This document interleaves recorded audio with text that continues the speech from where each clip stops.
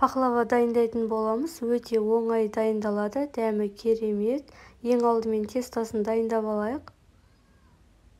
Бізге 2 жұмыртқа қажет. Жұмыртқаның сарысын салатын боламыз. Ағын бөлек алып қоясыздар.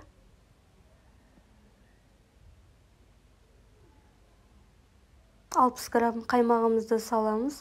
20% қаймақ болуы қажет.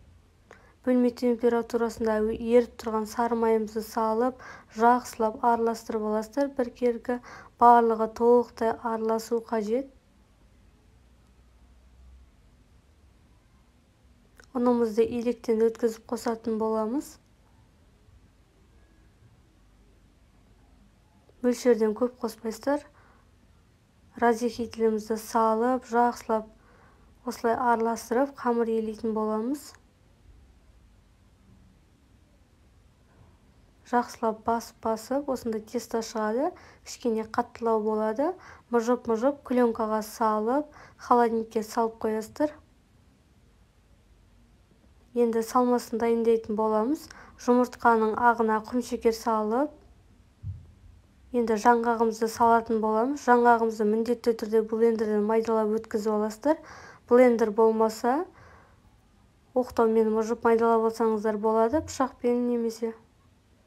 Осылай барлығын жақсылап араластырып аласыздар. Енді тестамызды холодильниктен алып, өлшеп алатын боламыз. Осы тестаны 3-ке бөлетін боламыз.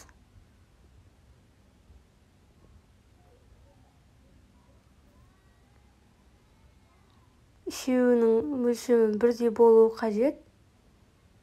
Калькулятормен 3-ке бөліп есептеп аласыздар. Тестамызды осылай тым жұқа емес, қалың емес қылып жайып аласыздар.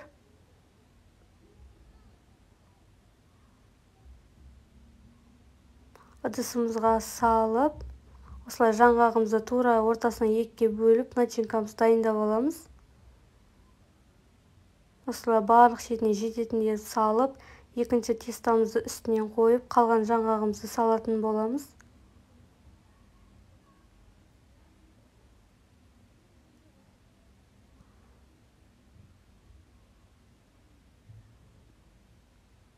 Енді 3-ші тестамызды салып, шетін жақсылап бекітіп аласыздар.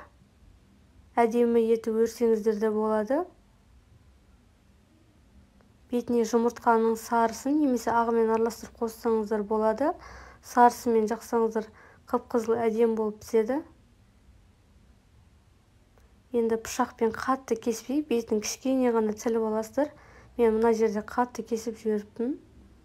Өздеріңіз қалаған формада осылай кесіп аласыздар. Бетіне жаңғақтарымызды қойып, бүтін осылай пісіретін боламыз.